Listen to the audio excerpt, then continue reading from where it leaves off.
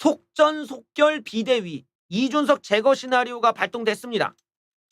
이준석은 돌아오지 못하는 대표직을 대표로서는 이제 돌아올 수 없는 상황으로 국민의힘이 지금 밀어붙이고 있어요. 국민의힘 지도부가 비상대책위원회 전환을 밀어붙이면서 곳곳에서 무리수가 포착되고 있다. 당일 리더십 복원이 아니라 이준석 대표 제거 시나리오와 맞물리면서 절차적 논란과 반발도 이어지고 있는데 이런 절차적 무리수는 집권 여당의 리더십을 재정비의 위기를 타개하려는 목적이 아니라 이를 계기로 이준석을 내치려는 의도에서 비롯된다는 분석이 나온다. 위험합니다, 이거. 자, 당의 비상 상황이 권선동과 윤석열 대통령의 과오에서 비롯됐지만 국민의힘 주류는 이를 계기로 이준석 복귀를 막아버리는 비대위 전환을 밀어붙이고 있다.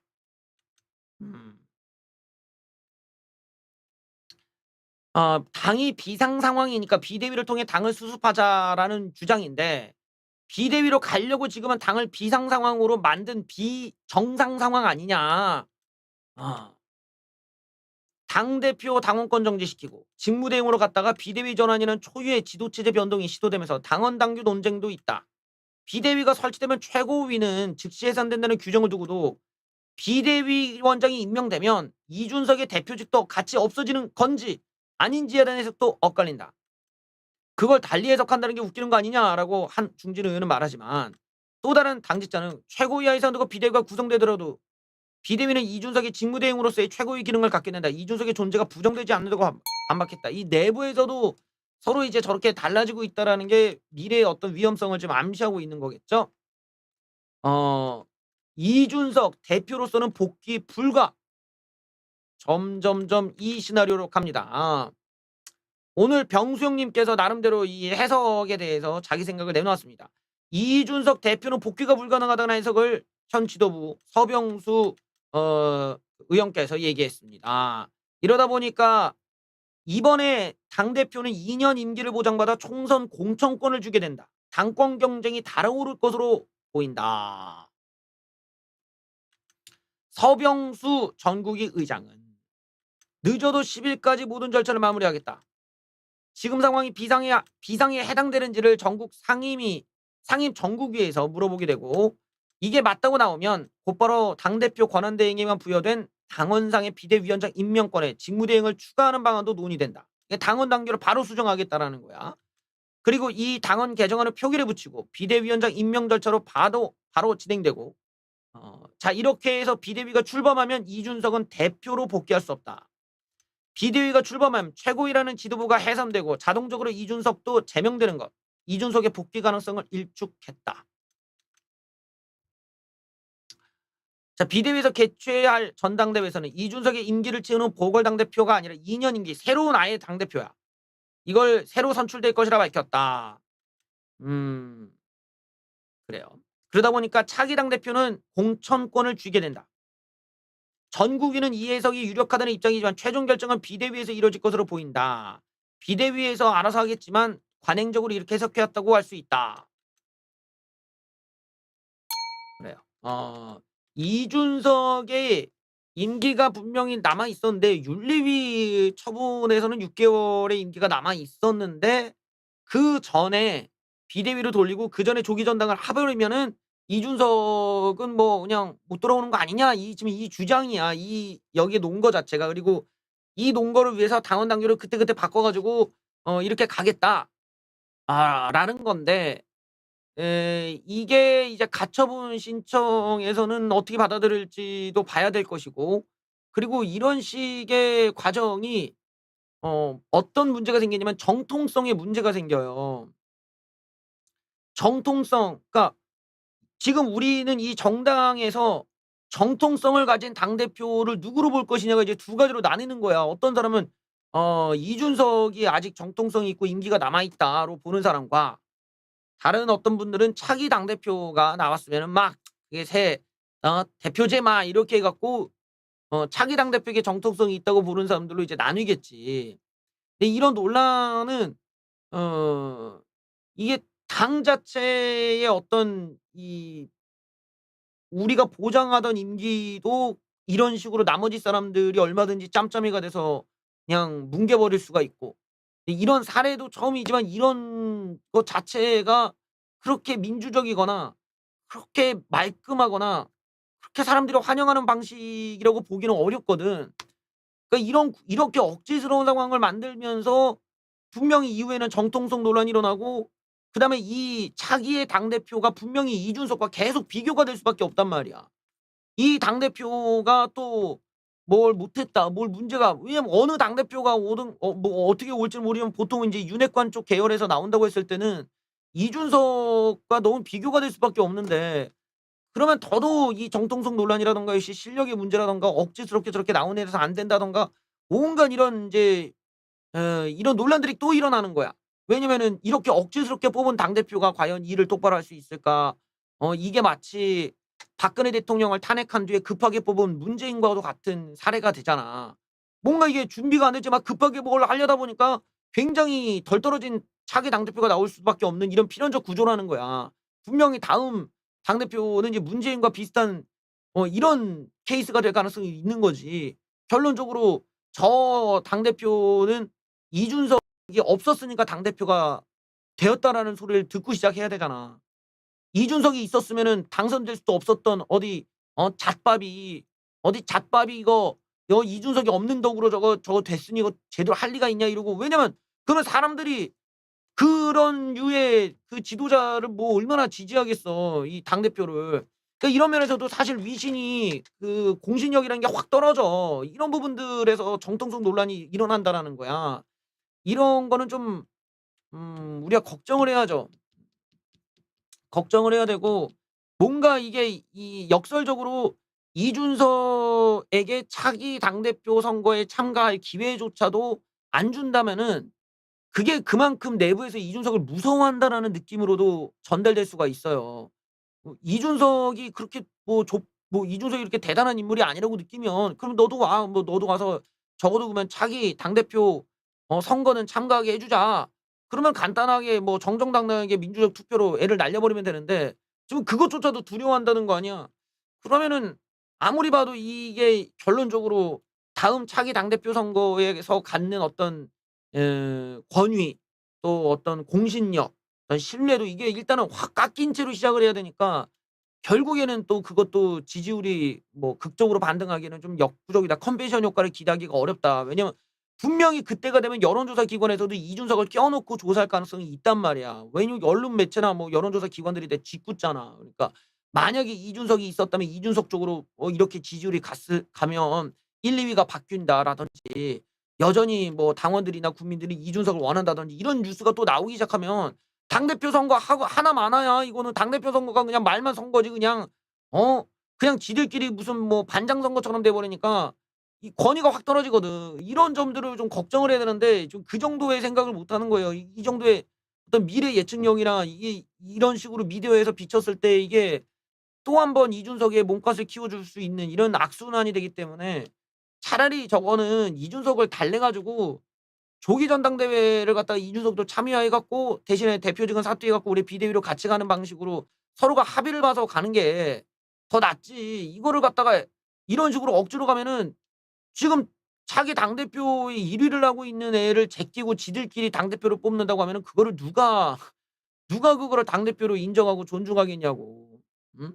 그럼 누가 믿겠어 그거를. 그럼 막말로 지지하러 가봤자 누가 지지를 하고 이거는 이렇게 되면 안 돼. 왜냐면 지지자가 좀 너무 많이 이준석한테 붙어 버리니까 이런 상황의 해결법은 그렇게 갈 게 아니라 타협을 다시 한번 시도를 해야 돼요. 이준석 사퇴하는 조건으로 그러면 "차기 당대표 선거 때 너 참가해라. 그리고 6 개월 동안 우리가 비대위 가자." 이렇게 하면은 서로가 좋잖아. 근데 그러기엔 무서운 거지. 이준석이 무서우니까 얘를 뺀 상태에서 나머지 애들끼리 뽑겠다 이건데 결국 그랬을 때 가장 유리한 게 두 사람 나오죠. 안철수 아니면은 나경원이거든. 안철수 아니면 나경원인데 내 개인적으로 볼 때 안철수나 나경원이나 이게 지금 이번 차기 당대표 선거에서 누가 됐든 당대표가 되면은 그 사람이 마치 윤핵관 제일 윤핵관에서 밀어주고 완전 윤핵관의 허수아비처럼 이게 지명될 가능성이 있거든. 어 이런 점에서는 그 사람의 정치 인생도 별로 도움될 게 없어. 나는 이게 솔직히 이게 경원 누나는 이미 했잖아요. 이미 나경원 같은 경우 이미 이전에 했기 때문에 또 뽑자니 너무 그렇고, 나경원이가 만약에 뽑히려면은 진짜 윤핵관들과 들러붙어 있어야 돼. 그러다 보니까 지금 뭐 지지율에서 이준석 표가 빠지면은 안철수, 그 이준석을 지지하는 사람들은 절대로 안철수를 안 찍을 사람들이기 때문에 이제 나경원 쪽을 찍을 가능성이나 아니면 뭐 투표를 포기하거나 이럴 수도 있겠지만, 나경원이 된다고 생각을 해 봐요. 그러면 나경원은 이미 이전에 당대표를 하고 뭐 바로 들고 막 이랬던 상황에서 다시 한번 해 봤자 이게 얼마나 지루한 느낌이 나며, 막말로 나경원이 대표가 나올 때마다 '야, 저 나경원은 진짜 이준석이 아니었으면 진짜 당대표 될 가능성이 없는 사람이 됐다.'고 이런 소리 비아냥 듣고, 안철수도 매한가지예요. 안철수도 저거 윤석열 대통령한테 잘 보여 가지고 저 자리 하나 차지했네 이러고 비아냥 듣게 된다는 거지. 결론적으로 우리가 지금 할 수 있는 선택은 이미 정해져 있어. 나경원 아니면 안철수고, 이런 상태로 갔을 때 이 두 사람은 이준석이 나왔으면은 당선될 가능성이 없는 사람들이야. 이런 관점에서 보면은 이런 당대표 조기 전당대회도 역시나 좋은 평가가 나오지 않고 컨벤션 효과가 나오기가 어렵다라는 거지. 아싸리 진짜 막 신선한 사람들을 데려와 가지고 뭐 왁구를 만들 거 아니라면은, 이게 이미 답은 정해져 있어. 69라는 답은 정해져 있고 가봤자 어차피 그건 뭐 음흉한 숫자 69 밖에 더 돼. 이거는 정상적인 지금 정치 상황이 아니에요. 일단은 뭐 이준석은 복귀 불가. 예. 이준석은 자동 해임되는 것입니다. 그래서 전국위를 열어서 국민의힘 상황이 비상 상황인지 유권 해석을 받고, 만약에 이렇게 될 때에는 이준석은 자동 해임된다. 서병수 의원은 이준석이 이렇게 되면 자동으로 해임되는 것을 본다고 재차 강조했다. 이렇게 되면 당헌 당규에 따라 해산하고 기존 최고위 해산이 되고 과거 지도부가 해산되는 거기 때문에 자동적으로 이준석 당대표의 권한도 없어진다.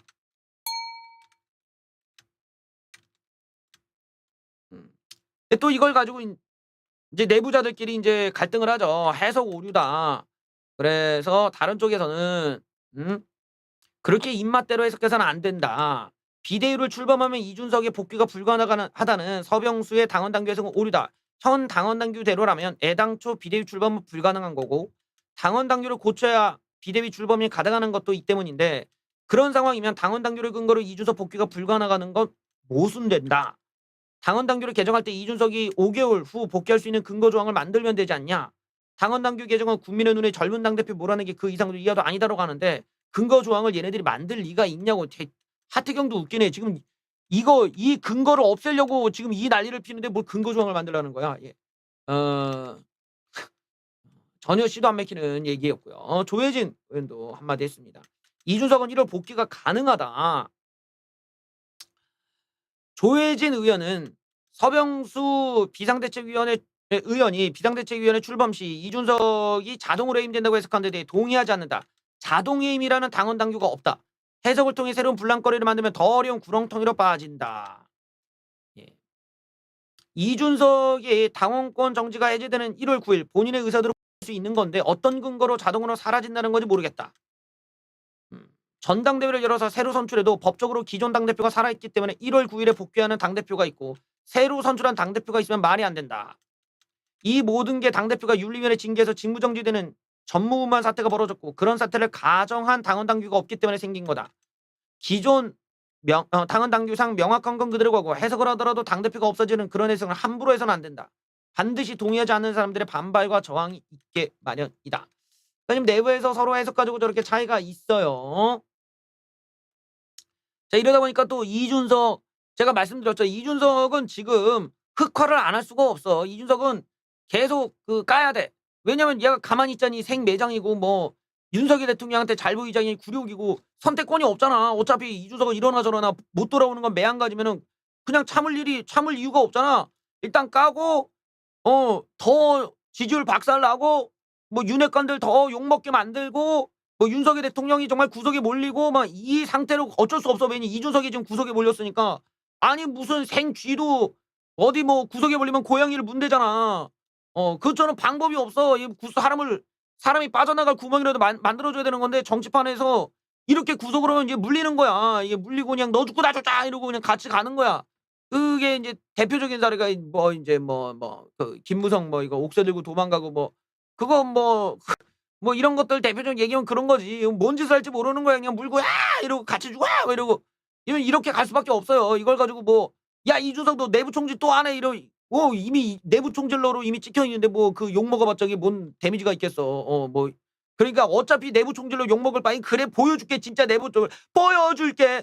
내부 총질을 갖다 그냥 계속 흔들기 가자." 이러고 때려야 됩니다. 이준석이 지금 시동을 걸고 있어요. 그리고 앞으로 이준석이 이제 종편 방송에 나가기 시작하면서부터가 이제 본격적인 폭격인데 얘 아침 방송부터 저녁 방송까지 다 뛸 수 있어. 이준석이면은 그걸로 이제 그걸로 꽤나 돈 벌면서 이제 달리는 거지. 그러니까 이게 이준석이 이제 본격적으로 종편 나가기 시작하면서부터는 이거는 약간 좀 골치 아파져. 왜냐면 토론을 나가도 이준석이 있고 어디를 나가도 이준석이 있고 그것도 이준석 무섭다고 안 나오면 또 안 나온다고 비아냥거리고 이준석이 몸값만 커지고 그러니까 지금 이준석을 감당을 어떻게든 해야 돼. 이 부분이 지금 해소가 안 된 채 그냥 당헌 당규 바꿔서 세력으로 애를 갖다가 날릴 수는 있지만 결론적으로 이런 방법에 대한 대가는 명분을 상실하고 명분을 저 상대 측한테 피해자 측한테 뭐 피해자라고 해야 되는지 모르겠지만 지금 이준석한테 이제 다 줘 버리니까 이런 거는 별로 좋은 수가 아니라고 내가 계속 지적하는 거예요. 왜냐면 이게 결국에는 이준석이 궁극적으로 뭐 받을 타격이 그게 뭐 대표직 내려놓는 거 말고는 없잖아 지금. 그럴 거면은 이렇게 이준석은 고작 해봤자 대표직 하나를 내려놓는 거에 불과한데 당과 윤석열 대통령은 너무 심한 적을 만드는 셈이거든. 이거는 굳이 이렇게 가면 안 돼. 뭐 백날 여성가족부 없애버리고 여대 없앤다고 하더라도 지금 20대 애들이 국민의힘이나 윤석열 정부를 지지할 이런 각이 안 나와. 지금 각도가 완전히 꺾여 버렸어. 이럴 때는 좀 이렇게 뭐라고 하죠? 어떤 합의점을 찾아서 설득을 해야 돼요. 내가 계속 말하지만 설득을 하는 게 어렵지가 않다고. 근데 그 설득을 못하는 이유가 뭘까? 이게 능력의 문제인 거야. 정치력이 부재가 돼 있고 자기 공천권을 지켜야 되는 이런 그 다선 의원들의 욕심이 완전히 지금 눈이 멀어버린 거지 여기에.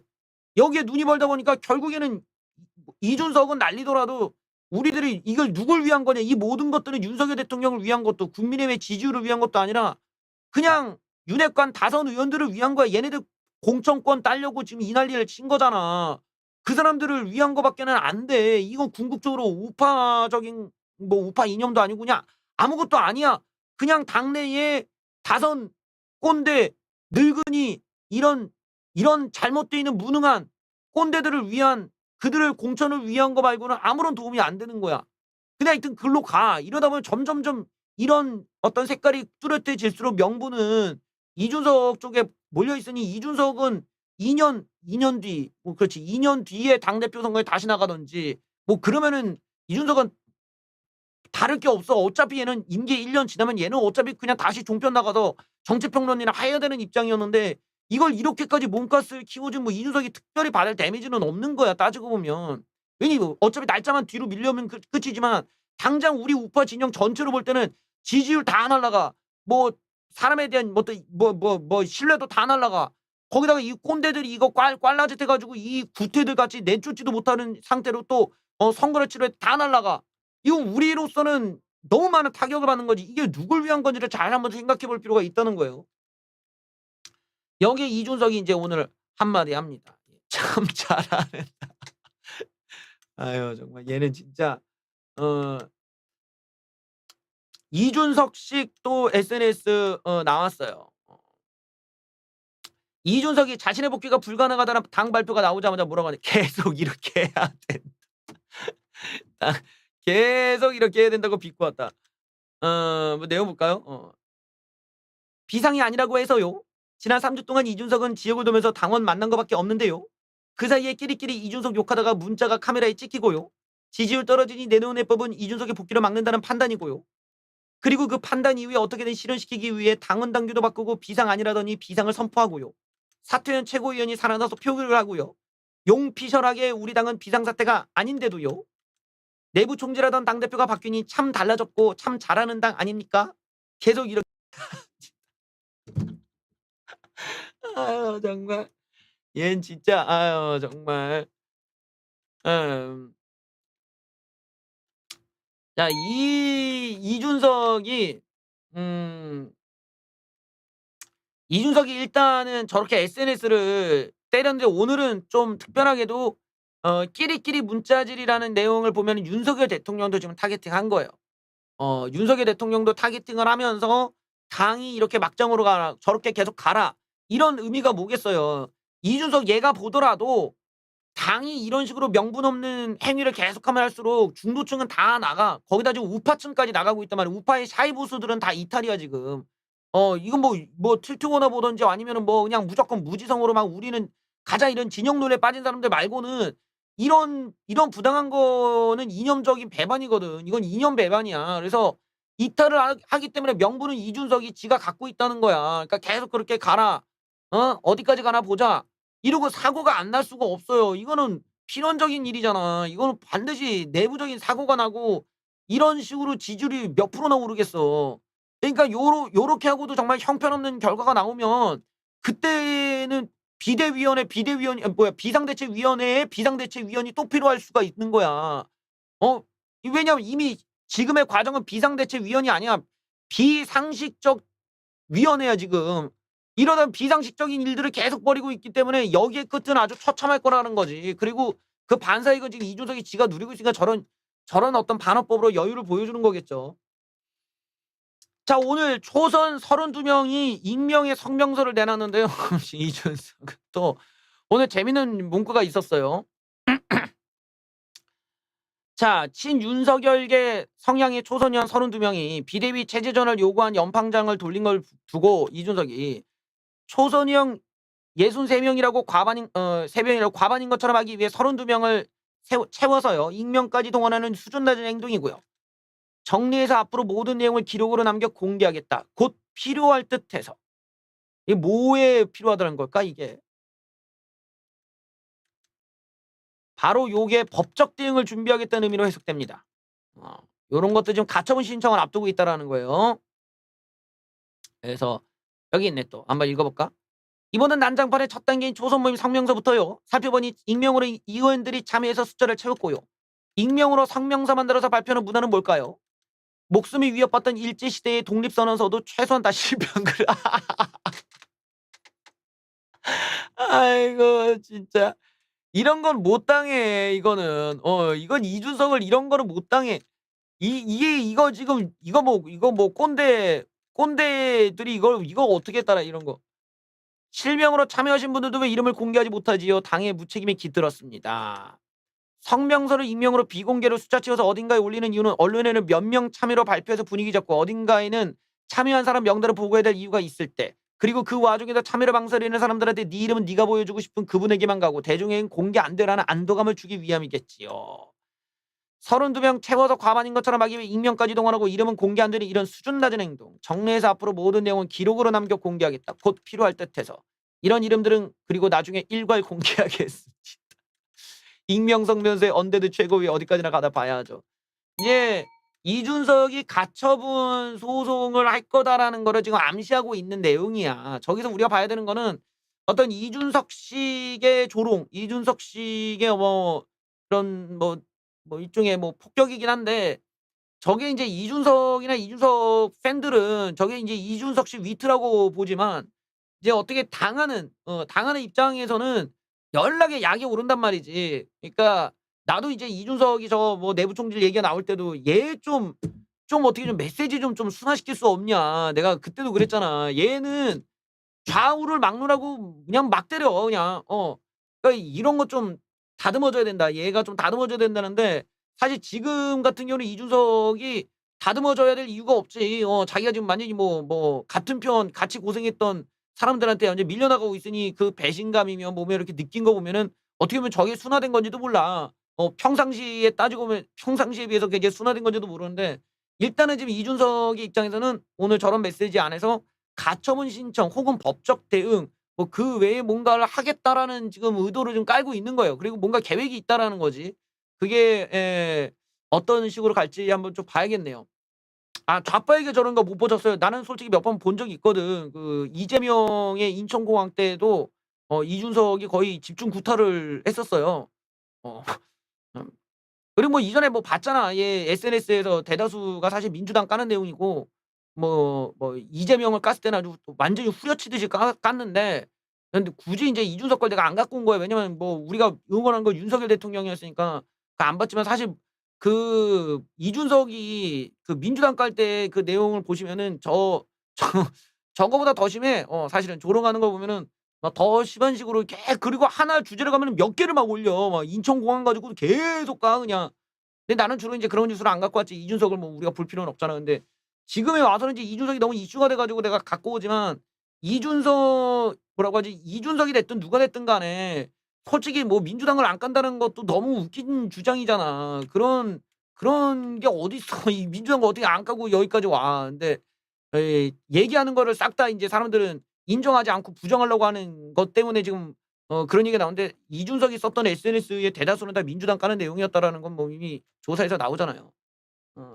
근데 사실 뉴스에도 많이 나왔어요. 근데 내가 안 갖고 왔는데, 이럴 때 생각하면 '내가 이준석 SNS까지 갖고 와야 되나?' 이런 생각이 들긴 하는데, 그건 사실은 아니에요. 예. 그런 거는 이제 저쪽 뭐라고 해야 될까나, 좀 다른 분들이 주로 하시는 얘기고, 깔 때는 까. 근데 대신에 이제 이준석이 우리 내부의 동지를 까는 데에도 너무 인제 수위가 세고, 막 사람을 갖다가 왜냐면 상대는 그냥 꼰대 정치인이잖아. 상대가 이제 꼰대 정치인이고 좀 이렇게 약간 좀 정치적으로 내가 좀 떨어졌어.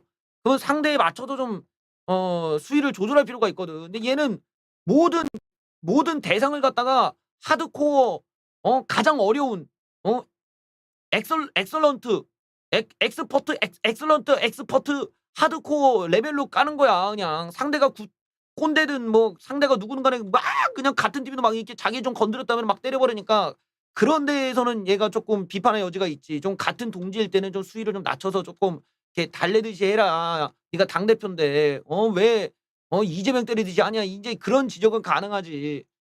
그런 부분에서는 얘가 인제 둥글둥글하게 가진 않으니까 그런 욕을 먹긴 하는데, 지금 저런 상황은 이제 당 내에서 이런 이준석이 감당이 안 되니까 얘를 갖다가 인제 막 밀어 넣듯이 밀어서 절벽에다 떨어뜨리겠다 이건데, 예. 내가 볼 땐 이 계획의 끝이 결론적으로 성공할 것 같지가 않아. 왜냐면 저런 애들이, 지금 우리가 말하는 지금 윤핵관들이나 이런 애들이 솔직히 윤석열 대통령 당선에 무슨 도움이 됐겠어. 어. 냉정히 말해서 윤핵관들이 이제까지 선거에 도움이 됐나? 그리고 윤핵관들이 과연 민주당을, 그럼 지들은 얼마나 깠어. 따지고 보면 그런 거 아니, 오히려 민주당이랑 손잡고 박근혜 대통령 탄핵하던 놈들인데, 이런 걸 우리가 좀 역사를 쭉 한번 보면은 우리가 이상하다. 나는 이준석한테 가하는 어떤 이 일종의 그 기준이 지금의 윤핵관들한테 적용을 하면 윤핵관들이 먼저 까여야 돼. 왜냐면 윤핵관들은 과거에 민주당과 같이 손잡고 탄핵에 가다음에 뭘 해 이러면서 아예 민주당과 같이 협업을 했던 애들인데, 이런 애들은 민주당을 몇 번 까고 선거에 얼마나 도움되겠어요. 그러니까 난 따지고 보면 이게 지금 우리가 왜 자멸을 하고 있지? 이런 생각을 많이 하게 돼. 일단 재영이 형이 나섰어. "당권 싸움으로밖에 안 보인다. 비대위 추진 반대. 원내대표 지도력 약화. 권선동 책임지면 돼. 비상 상황이라 보기 어렵다." 지금 재영이 형 같은 경우는 비상대책위원회 전화를 별로 안 원하지 않는 거예요 지금. "혼란에 빠질 수 있다. 어쩐다." 왜 그러냐.